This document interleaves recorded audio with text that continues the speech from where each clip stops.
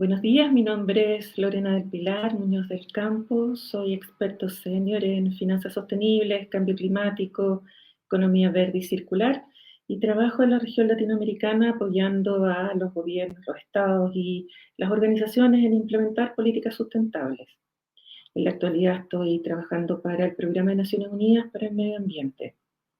Les agradezco mucho al Summit Internacional de Mujeres y Negocios que me hayan invitado a conversar acerca de este desafío que nos plantea la reactivación económica post-COVID en un escenario sustentable y de crisis, con una perspectiva de género, por supuesto. En la actualidad no cabe la menor duda que la globalización de las actividades planetarias que ha ocurrido ya desde el fin del siglo XX ha traído un estrés hacia el medio ambiente. Este estrés ha generado desertificación, desestabilización de los sistemas climáticos y desestabilización de los ecosistemas. Ya entonces a final del siglo XX nos planteamos entonces como humanidad un tránsito a una era sustentable que traería una solución natural a todos estos problemas que nosotros estábamos enfrentando. Estos problemas vienen dados fundamentalmente por nuestro desarrollo económico lineal, que partió en la revolución industrial y que nos ha llevado a desarrollarnos fuera de los límites planetarios, incluso más allá del límite de la seguridad, de la integridad, por ejemplo, de la biosfera o del planeta Tierra en términos generales. Esto se ha traducido en una serie de señales que nos da el planeta. Por ejemplo, la tasa normal de extinción de especies era aproximadamente eh, 2 especies cada 100 años y en la actualidad, en los últimos 100 años, ya se han extinto 200 especies. Y es por eso que estamos entonces ante la sexta extinción más grande del planeta. De hecho, en su último informe del año 2020, la directora de Biodiversidad de ONU indica que los números realmente son escalofriantes y que ella espera que no seamos la primera especie que documente su propia extinción.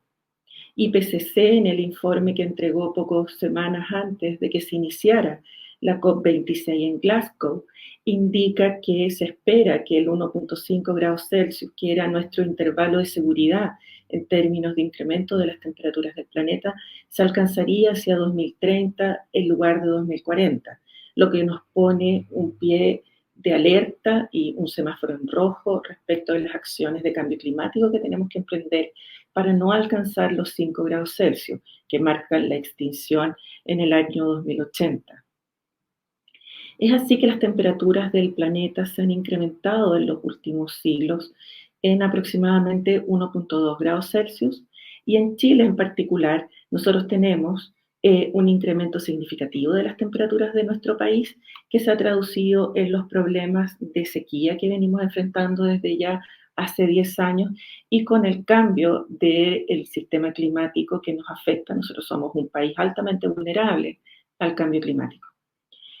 El escenario actual es de aproximadamente 3,9 grados Celsius y la zona de seguridad estaba marcada entre 1,5 y 2 grados Celsius. En ese escenario es que nos golpea el COVID.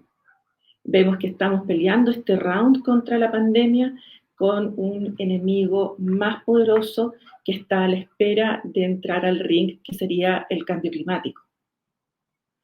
Nosotros nos quedamos con las imágenes durante el año 2020 de pumas paseándose por Vitacura, cisnes en Venecia y cielos prístinos debido a que las personas estábamos en cuarentena en nuestras casas y no había en la práctica actividad humana fuera de nuestros domicilios.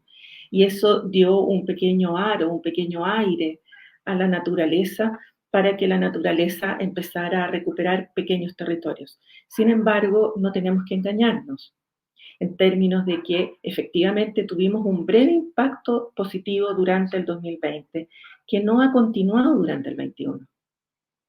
Respecto a los impactos positivos, efectivamente se observó reducciones de los gases de efecto invernadero, reducción de la contaminación, mejoras en calidad de agua, mejoras ambientales, faunas que recuperaron hábitat, pero también tenemos impactos negativos que producto de la falta de protección. Por ejemplo, tuvimos muerte de dirigentes indígenas, falta de presupuestos asociados a conservación, porque presupuestos que estaban asociados a conservación y cuidado ambiental fueron traspasados a la emergencia de COVID, reducción de acciones de reciclaje.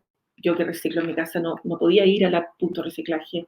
Eh, Incremento de acciones ilegales en zonas protegidas porque nadie estaba protegiendo las zonas protegidas. Esto tuvo un efecto negativo en la implementación de los objetivos de desarrollo sostenible. Evidente resulta, por ejemplo, la reducción en los indicadores positivos que llevábamos de fin de la pobreza o hambre cero, también en salud y bienestar, y, por ejemplo, en trabajo decente y crecimiento económico. Eso es casi evidente. Sin embargo, hay otros indicadores que también entraron en deterioro de manera más silente, como es la igualdad de género, la educación y la violencia asociada a las mujeres. Vemos que estos beneficios ambientales que hemos tenido, que yo les decía, no tenemos que engañarnos, son puntuales y de breve impacto, ya se habían observado anteriormente en otras crisis, la crisis del petróleo, la crisis asiática, la crisis financiera. Durante la crisis financiera se vio una reducción de 1,3% de las emisiones de gases de efecto invernadero, con un gran incremento, tal como pueden ver ustedes, en la salida de la crisis. Por tanto, es esperable que eso ocurra también durante esta crisis que es de COVID. Por otro lado, nuestro país enfrenta esta situación en una situación de déficit de recursos naturales. Si vemos la línea verde, marca nuestra biocapacidad, es decir, los recursos naturales que nuestro país tiene en una evolución desde 1961 hasta el año 17, y vemos por otro lado la línea roja, la huella ecológica, es decir, nuestro impacto sobre el medio ambiente de nuestro país. Podemos ver que ya en el año 2005 la línea roja sobrepasó la línea verde, y eso marca que los recursos que nosotros tenemos para ser usados año a año se agotan, se empezaron a agotar, tal como pueden ver ustedes con la línea verde que va bajando, bajando, bajando, y que se reduce casi en un 50% en estos 60 años. Pero además de eso vemos que la línea roja sobrepasó la línea verde y que nunca más volvió a bajar. Eso quiere decir que nuestros recursos no solo no nos alcanzan, sino que ya se nos agotaron. Nosotros ya no tenemos recursos disponibles cada año. Decimos que tenemos recursos disponibles porque hacemos foja cero el 31 de diciembre. Pero en realidad, si vemos el efecto acumulativo, nosotros podemos ver que nuestro Producto Interno Bruto, que está bajo, cuando tuvimos esos años de alto crecimiento a fines de los años 90, inicio de los 2000, se correlacionan absolutamente con el crecimiento casi exponencial que tuvo nuestra curva de impacto sobre el medio ambiente. Eso quiere decir que nuestro crecimiento económico dio como resultado una alta emisión de externalidades hacia el medio ambiente. Por otro lado, si vemos la distribución de la riqueza generada a partir de esos recursos naturales, podemos ver que también hay una distribución exponencial, que el 1% más rico goza de un Producto Interno Bruto anual de $2.100.000, en tanto que el 50% de los trabajadores se reparte $3.000 per cápita al año. Eso queda muy reflejado en el índice de desarrollo humano, que abarca 3 variables y que dice relación con el bienestar de la población. Abarca, por supuesto, los ingresos per cápita, pero también abarca salud y educación, que son los puntos que las personas realmente ven. Cada uno de nosotros, cuando crece la economía, esperamos ver mejorado, además de nuestros ingresos, la salud a la cual accedemos y la educación de nuestros niños. Chile, entonces, el año 2013 tenía un índice de desarrollo humano calculado por el Programa de Naciones Unidas para el Desarrollo de 0,822. El año pasado fue de 0,848, es decir, se ha ido incrementando en la medida en que el crecimiento de la economía crece. Los países se dividen en de altos ingresos, de medios ingresos y de bajos ingresos. Nosotros somos un país de altos ingresos, que está transitando a país de muy altos ingresos, que parte en 0,89. Los países de altos ingresos parten en 0,8. Pero si corregimos esto por desigualdad, esta desigualdad casi brutal que vemos en el gráfico de la izquierda, nos damos cuenta que Chile baja su índice de desarrollo humano a 0,66 el 2013 y 0,72 el 2019. ¿Y qué da cuenta eso? Da cuenta de que este país, que parece ser de altos ingresos, en realidad es un país de ingresos medios. Ahora, si corregimos este índice, que es de 0,848 por género, este se reduce a 0,38. 0,38 es el ingreso, es el índice de desarrollo humano de un país de bajos ingresos. ¿Qué quiere decir eso?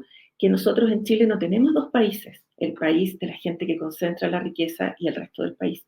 Nosotros tenemos tres países, el país de la gente de altos ingresos, el promedio del país y el país que viven las mujeres. Las mujeres vivimos en un Chile pobre, y es de eso da cuenta la gran desigualdad de género que nosotros todavía tenemos en el país.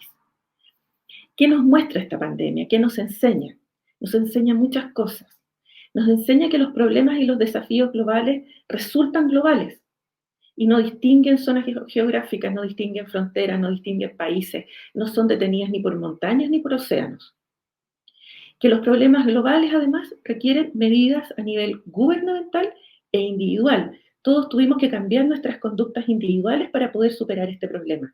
Luego, los problemas de cambio climático y de sustentabilidad que enfrentamos en el siglo XXI son problemas que también van a requerir un cambio personal. Nosotros en nuestro país, las emisiones de gases de efecto invernadero de las empresas se han reducido en un 30% desde 1992.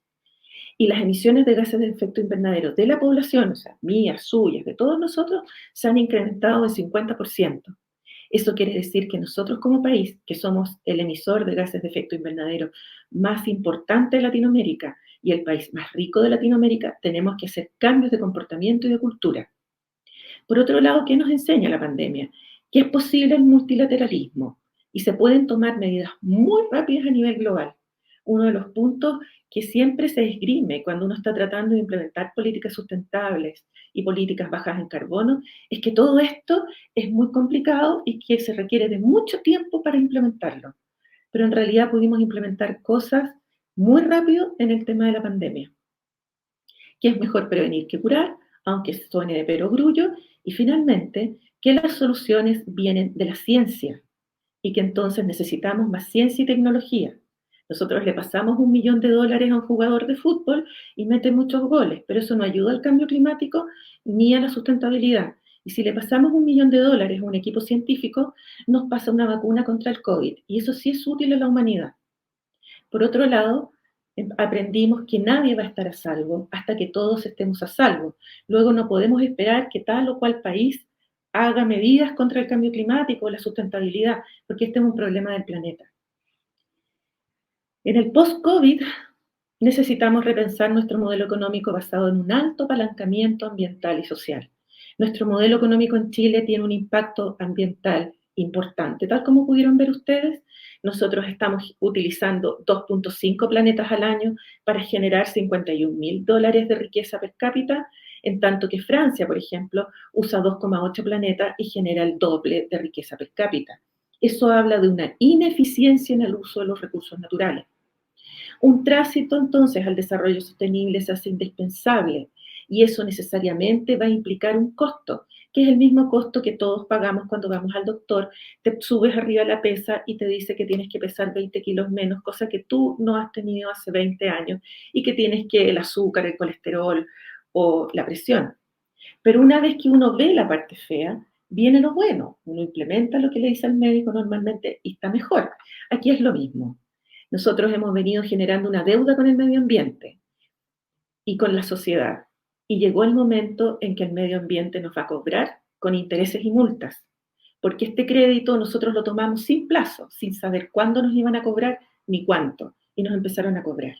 Necesitamos entonces en esta transición, tal como pueden ver ustedes, un salto tecnológico. La transición necesariamente, además de medidas que pueden ser simples y sencillas, requiere de un salto tecnológico, que es nuestro desafío del siglo XXI. Y ese salto tecnológico no tenemos 50 años para hacerlo, nos quedan 10. Porque el 2030 la temperatura va a alcanzar 1,5 grados Celsius en exceso, un incremento de 1,5 grados Celsius, y eso ya va a implicar miles de millones de vidas humanas que se van a ver afectadas en este planeta, incluyendo los millones de chilenos que vivimos aquí. Este salto tecnológico, como pueden ver ustedes, va a partir con medidas como la de la izquierda, que es hacer mejoras en eficiencia energética, pero necesariamente nos tenemos que mover a medidas de alto impacto que van a realmente contribuir a la solución de los problemas. Y finalmente les dejo esta reflexión. Yo siempre parto o termino con una reflexión, y esta es mi reflexión. Si Cronos, que era el dios del tiempo, simboliza el tiempo lineal, ese que nosotros medimos en horas, en días, en estaciones, en años, y Kairos, su hermano, era el momento del tiempo a partir del cual todo cambia y nada vuelve a ser lo mismo, y es llamado en general el tiempo de la oportunidad, yo creo que nosotros estamos en un momento Kairos y que tenemos que aprovechar esta oportunidad y tenemos que ver la pandemia y la crisis que va a venir después de la pandemia como una oportunidad de cambio global que nos lleve a una era sustentable finalmente. Gracias.